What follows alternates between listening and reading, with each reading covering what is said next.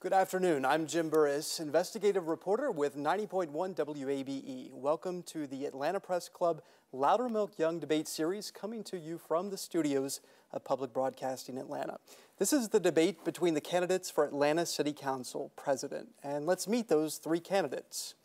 They are, in alphabetical order, C.T. Martin. He served Southwest Atlanta's District 10 on the City Council since 1990. As Councilman Martin failed to show for today's debate, he will be represented by an empty chair. Felicia Moore has represented Northwest Atlanta's District 9 on the council since 1997.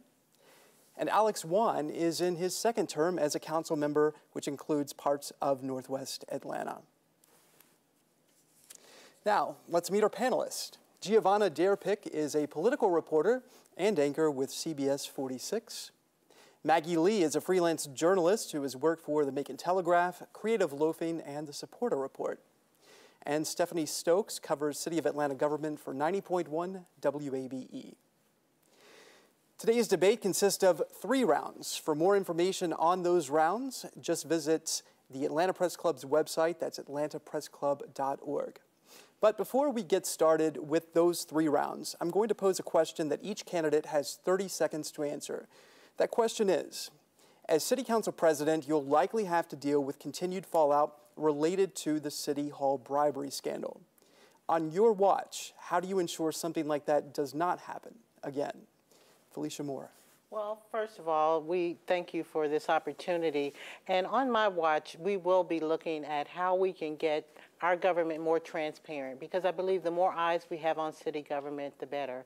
We will also look at the council members and their assignments on committee to make sure that we have, particularly our finance executive chair, one that is committed to finding out how we can strengthen our rules and our laws about corruption that can stop it from happening in the future. So we will be laser focused on regaining the public trust. Alex Wan, you have 30 seconds to answer the same question. First of all, I want to thank the Atlanta Press Club for hosting this. What I plan to do is to bring the experience I have as a small business owner. I was previously with a small engineering consulting firm. We were a contractor for the federal government, Department of Defense. So I understand the games and the tricks that other contractors and government agencies will play to block folks out. I think we need strong procurement reform, and I look forward to leading that effort with City Council. C.T. Martin, it's your turn to answer the same question, but since Councilman Martin is unable to join us, he is represented by an empty chair. We will now move to the first formal round. In this round, our panel of local journalists will ask each candidate 2 questions. Candidates then have 60 seconds to respond. And Giovanna Derpick, you get the first question to Alex Wan. Thank you. Welcome, Mr. Wan. Thank you. You want to lead City Council as president, but some people may argue that you haven't spearheaded any major legislative accomplishments while on the City Council. What would you tell these folks who say that this isn't appropriate and that you need to show what is on your resume that would count as a major legislative accomplishment? So I see City Council President not just as a legislative a person or a position, but also a team builder. The City Council President really is the team leader for City Council, and it's going to be even more important next year when we have at least 7 new council members and a new mayor.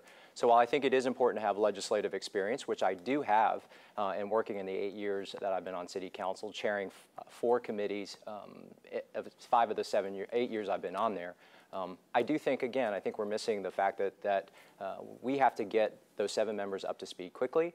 We have to get us working deliberatively. We have to make sure that we have the forum in which we are inviting members of the public in to have these conversations with us, give us great ideas, help us brainstorm and craft the solutions going forward. So again, I may have been on council only 2 terms, but I think I have the right temperament, experience that the council will need as its team leader. But what is your major accomplishment? I think my major accomplishment has been the financial turnaround of the city. I've been part of I was elected in 2009 to join City Council to help fix the financial condition that the city was in. I chaired Finance Committee 3 of the 8 years that I was on council. I served on the Budget Commission. I served on the Mayor's Waste and Efficiency Commission. That's been I think my major accomplishment has been the financial situation that the city finds itself in now. Stephanie Stokes, it's now your turn to ask Felicia Moore a question. Councilmember Moore, you've been called a thorn in the side of Mayor Kasim Reed. But of course, the City Council President is expected to work with the mayor. So if you are elected, how will you handle that relationship? Well, I will handle that relationship as I have worked collaboratively with other colleagues to pass legislation on council. And that is, first of all, respecting the role of the executive branch, as well as the executive branch reciprocating and respecting the oversight and the fiduciary responsibility of the city council. I certainly would hope that the mayor's issues would align with those that I'm concerned about and constituents are concerned about, our crime in our city, our infrastructure, and particularly affordable housing, which are major issues. And so I believe that whoever is becoming mayor, as I've listened to the candidates, that those are things that are on their plate as well. And so I have no problem thinking that I can work with the mayor. We now go back to Giovanna, who will ask a question to Felicia Moore. Ms. Moore, city politics as of late has become quite vicious, particularly possibly because we have so many people running for the position of mayor. We also expect to have quite a few new faces with these seats. You're known for having a fiercely independent streak. You swim against the tide. How can having an independent streak build consensus in this kind of environment? Well, that is an interesting question. I think that you have to look at my record. And my record is one of independence and doing the job that a city council member is to do. And those are the things I mentioned, oversight, et cetera. But also I've made major accomplishments on city council. I have authored legislation that has gotten, which is much touted, our $175 million in reserve. It was my authorization of that legislation to make sure that we had our city in a good financial position. Or the legislation I passed on Maddie's Call that helps our seniors and make them safe and found if they wander from their homes. So I have done many legislative initiatives at council, and you have to work collaboratively and you have to get support of other council members and the mayor for that matter in order to get those things done. But you're known for going against the grain. That is correct. If it is I will say that I vote yes for the voters.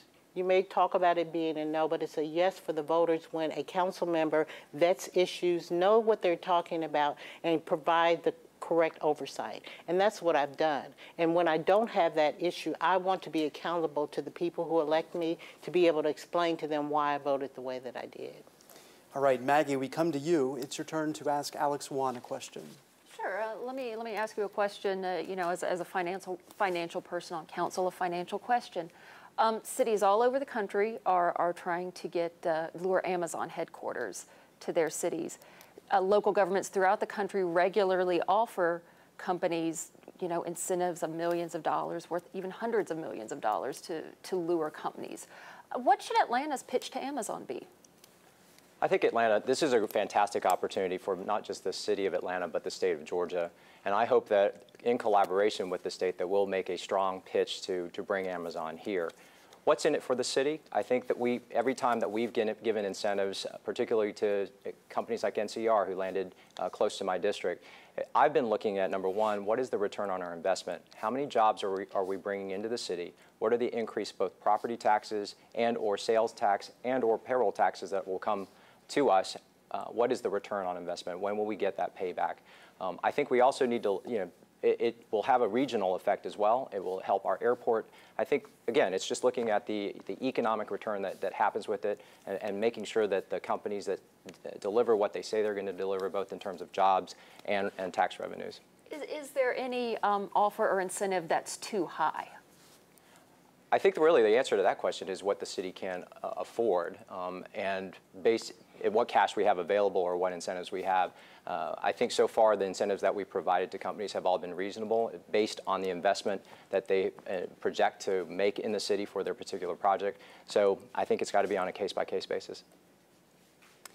All right, thank you all for that. And that concludes our first round in this debate between candidates for Atlanta City Council President. This Atlanta Press Club debate comes to you today from the studios of Public Broadcasting Atlanta. Now we move to the second round. Candidates, you may now ask each of your opponents one question. You'll have 30 seconds to ask that question. Your opponent will have 60 seconds to respond. Finally, you'll have 30 seconds for a rebuttal if you so choose. And by random selection, Felicia Moore, you will ask the question first to Alex Wan. Hello, Mr. Wan. As we have gone along on all of our different forums, transparency has been an issue that we have discussed. Could you answer 3 things that you have done besides posting your expenditures online to help advance checkbook level spending online for our city government citywide? So first, when you proposed your legislation, one of the first things I asked was what the cost of implementation would be, as well as the technological requirements, because I think that would have been a very important piece of information to present as the author of the paper to garner support from the rest of our colleagues. Quite frankly, this should be a no-brainer thing, but for some reason, we haven't been able to do it, and I think it's because the information isn't complete. Second thing I've done is I've worked with the City Council Director's Office to make sure that we have the technology to be able to report this out, and that we're getting able to get the reports to council members that choose to do it. And then finally, it's a matter of just continuing to talk to colleagues and find out what their issues are, what their reservations are going forward. There are a number of them, and unfortunately, I think as the author of the paper, you really should have been the one going around asking them and trying to garner support. But ultimately, it's still being held in committee.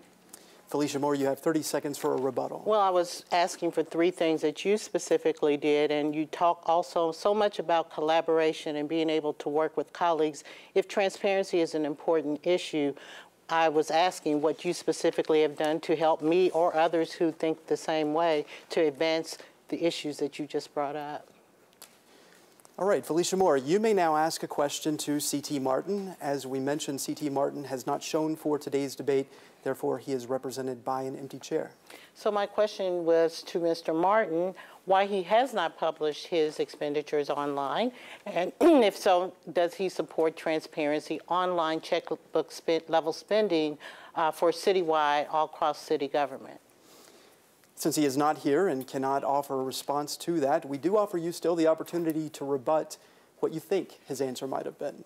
Well, I think his answer may have been that he has issues with the transparency, and I would say the more eyes on city government, the better for our citizens, the better for our government. And I would hope that he would do what other cities around the country are doing, and that is post those expenditures online. It's the citizens' money, and they should be able to see it. Alex Wan, it is now your turn to ask a question to Felicia Moore.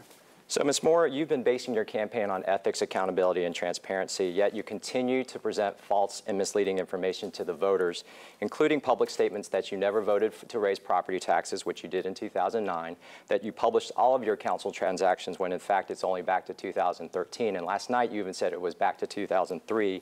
And then the poll you conducted on September 18th through the 21st contains outrageous misrepresentations about me and Mr. Martin.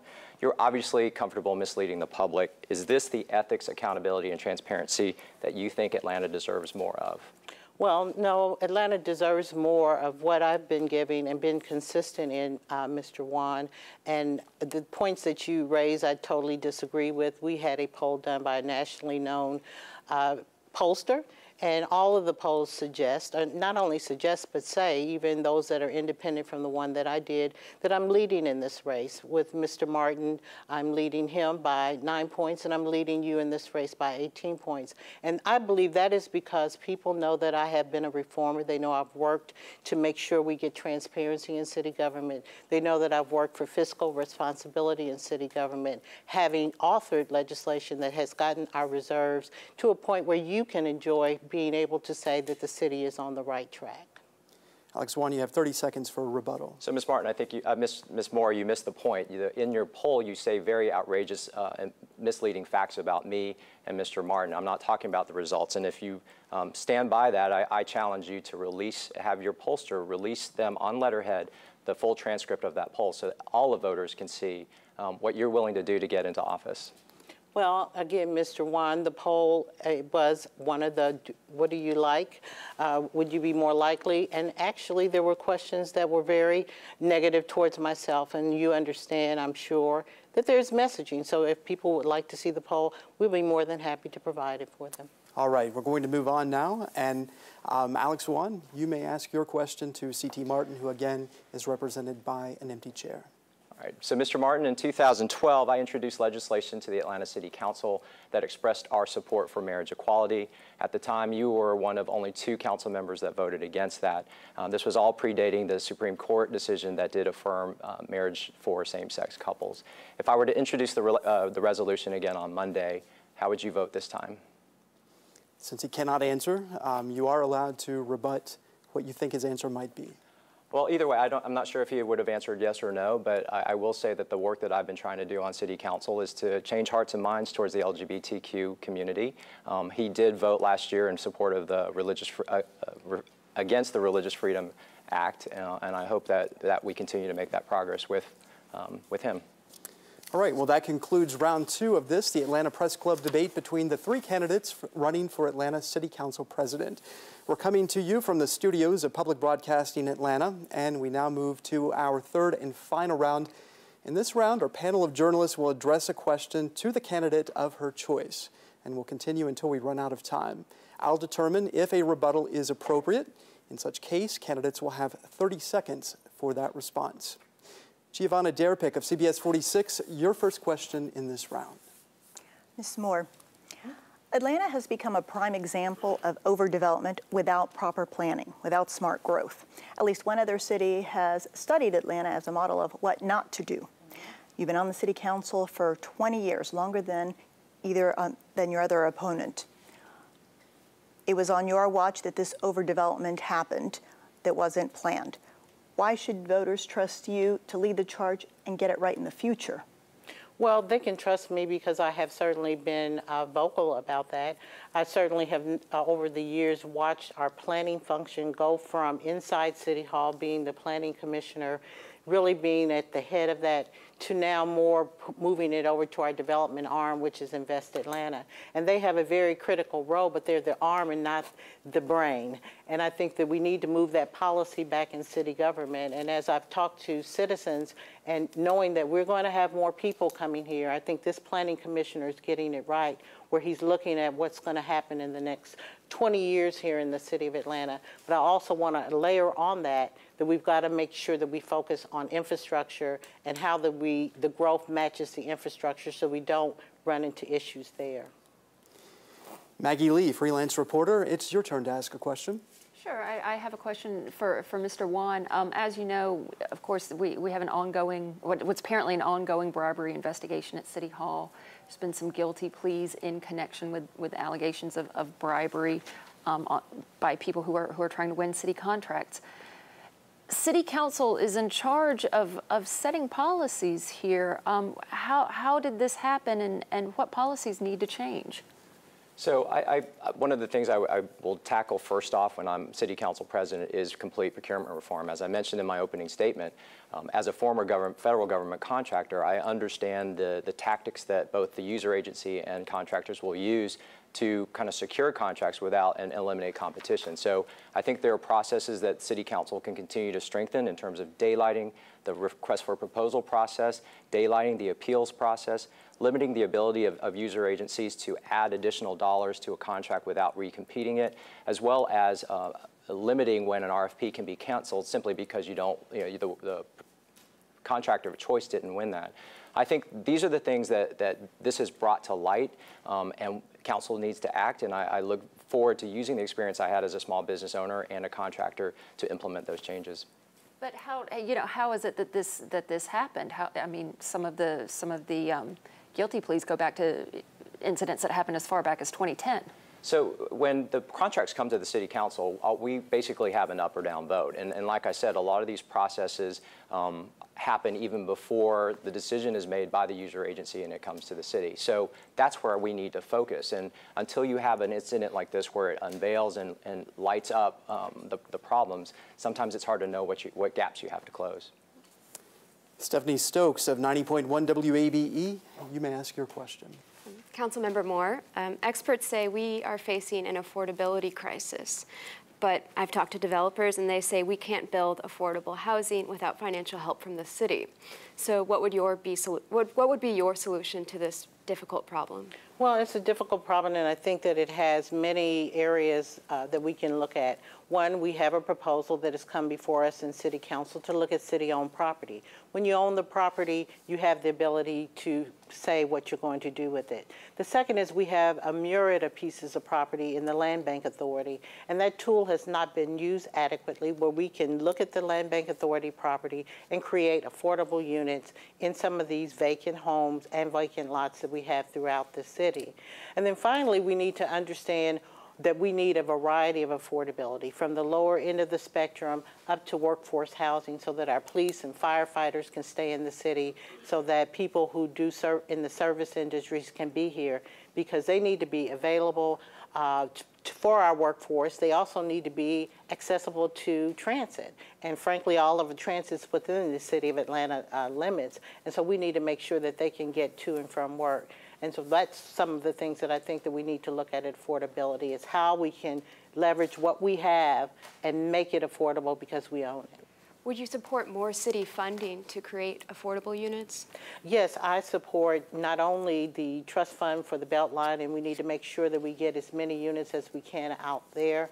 We have grant programs that we are reaching out to the federal government and others for. We've passed bonds to help with the homeless. So anything that we can do to find money, even if it's general fund finance, we should be able to try to help this affordability crisis, and it is real. As moderator, I would like to take the opportunity to ask a question of each of you, and that is, you are looking most likely, potentially, at the next City Council president, whether it's you yourself or your opponent. How will you work with whomever voters choose? And Councilwoman Moore, we'll start with you. You're talking about in terms of the council members? How would you work with, say, Alex Wan if he is elected council president? Well, Alex Wan and I have served as he has served for the last 8 years, and we have had a cordial relationship as colleagues on council, and certainly I would love to work with him on issues that address the LGBTQI community or any other issues that he may have in the community that he serves, no more than I would want to work with everyone. That's one of the things that has been a hallmark of my service, is that not only have I served my district and served them well for nearly 20 years, but I've also worked with the business community, the religious community, and other communities and neighborhoods across the city. And that's why I believe that people are really excited about this campaign, and knowing that, and that's why the polls are resulting that we are certainly a favored campaign in this race. Alex Wan, how would you work with Councilwoman Moore or Councilmember C.T. Martin? Mr. Burris, I appreciate the question. I started off as a community volunteer, working with community organizations, my neighborhood association, and I expect that spirit to continue if I'm in the City Council President position or if I'm back in the community again. And that's, now that I've been on City Council and really understand the inner workings of both the city and the departments, I fully expect that I will continue to leverage that experience and plus my education and background to come back and work with council members on issues that I care about. And now that I know the language, the mechanics, I think I'll be a lot more effective if I'm not so fortunate to win this race. Giovanna Derpick of CBS 46, we return to you for a question. Mr. Wan, about 17 years ago, I would visit Atlanta practically every couple of weeks, and homelessness was not a serious problem then. When I moved here nearly a year ago, that was the first thing that immediately jumped out at me. What is your specific plan, 1, 2, 3, to give the homeless population not only dignity but real hope for a future, while at the same time assuring residents in some areas that they're not going to be constantly harassed, that they're not going to be living in an area surrounded by many homeless camps? So the homeless issue is something that I care very passionately about. In fact, so passionately that I've dedicated 3 years of my professional life to working with Jerusalem House, an HIV housing provider. And through that, I learned one of the first things you have to do in any homeless program is to provide supportive services around the shelter. It's not enough to house the person. You've got to address the fundamental issues that cause the homelessness in the first place. So securing adequate funding for supportive services. The second one is to really engage the nonprofit community. There are some great nonprofits that are doing great work in the community. The city does not need to replicate that. We just need to find the partners and make arrangements with them, other counties, other municipalities to address this. And the third is just more funding. I mean, you know, we passed and I supported the Homeless Opportunity Bond. We need to continue finding sources of money and maybe philanthropic dollars, but that's ultimately how we're going to solve that problem. Maggie Lee, your next question. Sure. Here's a question for Ms. Moore. Let's talk about this idea of sanctuary cities. That is, cities that enact policies to limit cooperation with the federal immigration enforcement actions. Should the city of Atlanta enact policies like that, or should maybe someone like a city council president use their bully pulpit to make some sort of statements or state some ideas or visions around immigration policies? What are your thoughts there? Well, I think that the city council is the one who sets policy, and they would be the ones to make the decision, of course, in collaboration with our mayor. However, I will say that I think the role that the council presidents can play is one that I've already played, and that is to engage and be involved with organizations like the National League of Cities, where cities across the country come together and vet these very issues. And our policy position, which I also had brought back to our city council and we adopted, was that we wanted comprehensive immigration reform. I think that we can deal with these issues about sanctuary cities or not. Those are one issue, but we also need to look and press our federal government to come up with comprehensive reform so that every city is very clear about how we are going to work with our federal partners in enforcing immigration. And that is what I think that we need to do. We have made a statement as the city, as a welcoming city. We have not so far as written policy that says specifically sanctuary city and what that was. Is that something the city maybe should do? I think that is something the city council as well as the mayor need to discuss because, of course, there are implications on both sides, and I think that is something we strongly should consider. Stephanie Stokes, your question. Councilmember Wan, your district has seen a lot of development. You can see it just up the road along Cheshire Bridge Road, but not all Atlanta neighborhoods have shared in that growth. How would you, as City Council President, bring investment to other neighborhoods in Atlanta? That's one of the big reasons why I'm running for office this time. It really is just the stark disparities that have now emerged or have continued to worsen across our city. It's almost like you drive through my district and then drive into other parts of the city. You're in a completely different city or country. What my plan is to leverage the relationships that I have developed with those that have been active in my district. I'm already having conversations with builders and property owners to understand why it is, what motivates them and what is preventing them from going into some of these other communities that are begging for development when some of the parts of the city are overdeveloped and are saying no more. It all boils down to relationships and understanding the conversation, the currency that developers and all other stakeholders trade in with regard to development and having these tough conversations. But that's exactly the reason why I'm running, and those are the skill sets and relationships I want to bring to solve the problem. A lot of folks who are watching may know kind of what the city council president does. There's a textbook answer. Could each of you tell me what the non-textbook answer is in your view? And Ms. Moore, we'll start with you. Well, the non-textbook answer is that the city council president is a representative of the city. They are one that can be, as I said, at the table when national discussions of other cities and policies. They're the ones that can be at the table when you are looking at things on a statewide basis. But more importantly, they certainly have a bully pulpit to help move forward things that are important to our citizens, like public safety issues about our infrastructure, our roads, our sidewalks, and affordable housing in the city of Atlanta. They're the ones who are going to make sure that you have the correct council members engaged and involved and in committee chairs that can help drive that discussion. And where the council may be lacking in driving that discussion, the council president is uniquely suited to be the one to be there. I'm also very apt in writing and developing policy, and certainly will be doing that to help guide some of these issues. Alex Wan, your non-textbook answer? So the informal responsibilities of the city council president are actually what excites me the most about the position. That vantage point of being able to see across the city, see what your colleagues on council are working on, what their priorities are, seeing the commonalities, and then kind of mobilizing people around any particular issue, bringing in the private sector, the public sector, the nonprofit sector, the higher ed sector, even the communities, to brainstorm, think tank, kind of create solutions for some of the big challenging problems we have. I mean, the things we have to look forward to that we need to solve going forward are around transportation, around affordability, around economic disparity. These are tough problems that the city can't solve on our own. We need help. We need our partners at the table. We need to restore our relationship with the Atlanta public school system. We need to strengthen our relationship with the state government. And that's the opportunity that I get most excited about, because I think my skill set, my experience, my personality, my temperament, and just what I've demonstrated as a district council person will bring to the table and help us move the city forward. Giovanna, the next question, please. Mr. Wan, you spoke about priorities.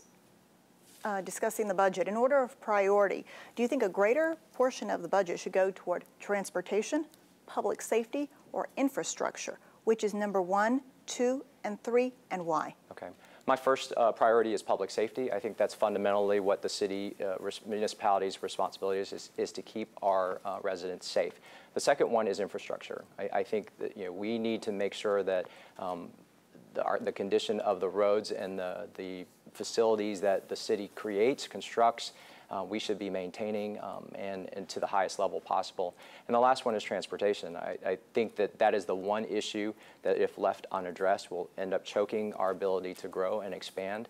And it's a problem that is going to, like I said, require a lot of resources and a lot of our other municipal partners, and I look forward to working on all three of them. So why is that one third? Because again, I think fundamentally, I think public safety is the very, very basic service, city service that Atlanta should be providing. The second is infrastructure and transportation. While it is part of, you can use the infrastructure investments to address that, I think that's a bigger problem that we're going to need a lot of help from our partners on. Maggie Lee, your question. Sure. Here's a question for Ms. Moore. Let's talk about police. The city's had a hard time recruiting and retaining as many officers as the city would like to have. How do you tackle that? How do you pay for it? Well, we tackle it, first of all, by recognizing it's a priority. I am certainly distressed by many of the conversations we go back and forth with our police officers when they tell us that we are losing officers and that we do not have enough officers on the street. I'm not talking about the total number of officers. I'm talking about the net number of officers that respond to your 911 call. And one way we're going to be able to do it is we've got to laser focus on their compensation and how they're being paid, so that they're not they are competitive and they're not being drawn away by other jurisdictions after we've paid thousands and hundreds of thousands of dollars to train them. So we've got to retain the ones that we have. We're certainly losing a lot of our veteran officers, and we've got to have a good compensation package that's going to recruit them. And the retaining part after we recruit them, making sure that they're sure that they're going to be adequately paid and competitively paid across their other colleagues in other jurisdictions. Stephanie Stokes, you get the final question in this round. Okay. Councilmember Wan, last year Atlanta voters approved $2.5 million to expand MARTA, but that money will only go so far. So I want you to answer which projects you would build first.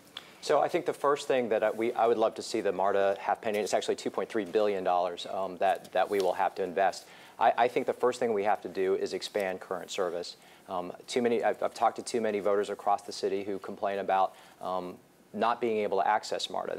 You can't get from where you are, it's basically last mile connectivity. You can't get from where you are to a station and then to your final destination. So whether it's rapid bus, transit bus, if it's smaller vehicles that get through neighborhoods a little easier, I think that's the first thing we need to focus. Light rail is the second. I really think that we are underinvested in light rail. I think the Clifton corridor that would connect the city with CDC, Children's Hospital and Emory is a fantastic opportunity. I think there are other lines that we need to explore as well, but I would prioritize the two initiatives in that order. Well, that's all the time we have for questions. Each candidate now has 60 seconds for a closing statement. And a reminder that C.T. Martin was unable to join us for this debate, and he is represented by an empty chair. By random selection, Alex Wan, you get the first closing statement. So thank you very much again to the Atlanta Press Club for hosting us. I'm an Atlantan. I grew up in Stone Mountain. I went to DeKalb County Public Schools. I ran for office in 2009 and again in 2013 to bring the education that I have. I'm a Georgia Tech engineering grad. I have an MBA from Wharton. I've taken continuing ed courses at Harvard University, and my work experience in the public, private, nonprofit, and higher education sectors to solve Atlanta's problems and to move Atlanta forward. You know, I keep going back to the city council president is going to be the team leader of 7 new council members next year. And I know with the experience and the temperament that I bring, that we can build a council that operates efficiently, deliberates thoroughly, and we can be independent, ethical, yet collaborative, and that we can build an Atlanta that invites people in to solve our problems. And that's the leadership I want to bring. Alex Wan for Atlanta.com. I hope I can count on your vote on November 7th. And Felicia Moore, you may now have your 60 seconds for a closing statement. Well, thank you, and thank you to the Atlanta Press Club for giving us this opportunity to speak to voters. I would like to say that generally our city is doing well. I mean, we have a positive thing that we can certainly build on, and I will continue as council president to be the reformer, the one who's working to protect our seniors by passing legislation like Maddie's call, the one who has looked at fiscal responsibility of the city, requiring that we mandate that we save our reserves, which has gotten now to $175 million, making sure that we focus on public safety and infrastructure and affordable housing, those issues that concern you. I have a track record of not only being an oversight and being a fiscal watchdog, but I've also put in legislation to make things better in our procurement system, to make sure that we are watching out for your tax dollars and promoting those things in the city. I would love your support. Please go to votefeliciamore.com. Join our team. Atlanta deserves more. Well, that concludes today's debate between candidates for Atlanta City Council President. A reminder, Election Day is Tuesday, November the 7th. Early voting begins October the 20th. Our thanks to the candidates and to our panel of journalists. We'd also like to thank the Atlanta Press Club for arranging today's debate, and our gratitude to Public Broadcasting Atlanta for hosting us. Finally, a big thanks to all of you for being with us for this, the Atlanta Press Club Loudermilk-Young Debate Series. I'm Jim Burris of 90.1 WABE. Take care, and remember to vote.